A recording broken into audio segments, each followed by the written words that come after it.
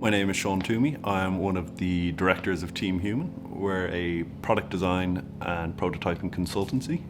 Our workshop and studio is based here in Wicklow. So we do a very broad range of work.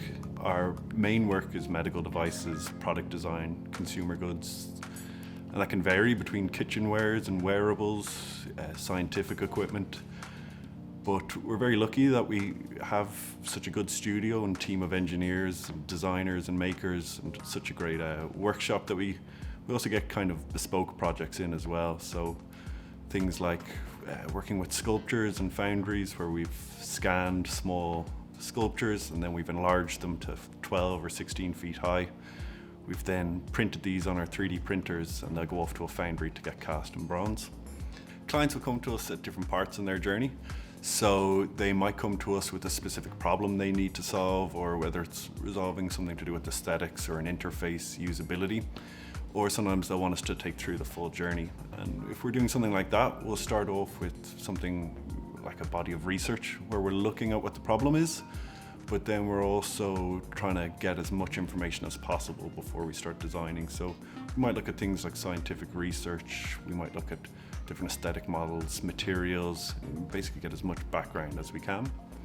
From there, then we'll start working on concepts and working with the client and engaging with users as early as possible. So we definitely employ a design thinking methodology here. So once we start coming up with ideas from a very early stage, we'll start making things. So that can be foam models, cardboard models, and we'll try prove out what we're doing as early as possible. And when we've reached kind of 2 or 3 concepts we're happy with, then would bring that through to more of kind of a refinement or an R&D process. So that's where we'll start working on things like CAD. And once we've built this 3D model, we can do things like renders, we can do animations, we can bring that into VR. And then we can also then start to 3D print and build out bits in a kind of a body of R&D. And then eventually we'll end up with a model or a prototype that we've proved a concept or made something work. And then we can bring that through to full production where we'll do what's called a design for manufacture.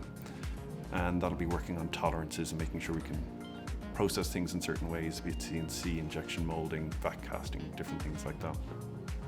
It's always nice working on the medical device side of things where we get early engagement with people and solving problems that are quite rewarding and seeing stuff that will make a large impact.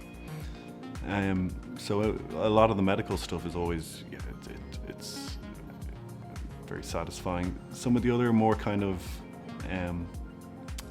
social projects as well. So we worked on one there that's a solar tree, and we got to design that from scratch, and it's charging stations that are going around different parts of the globe. So there's one was built there and put in Germany for testing. So that kind of sustainable element as well is always very interesting.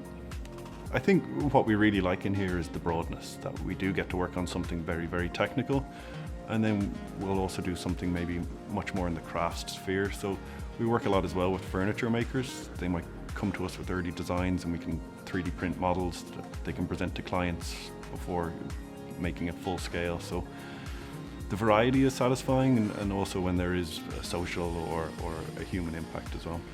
My background was studying in product design, and my first job was over on the new product ideas team at Dyson over in the UK.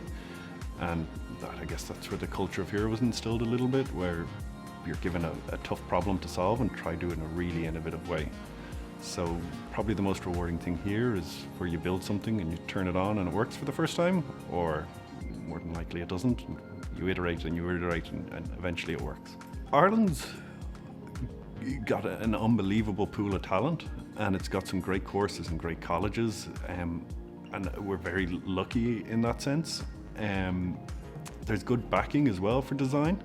I think a lot of companies, particularly small to medium size, struggle to maybe invest in much in design as they should, but I think it's getting better, and I think it's this awareness, and things like Design Week are definitely helping with that.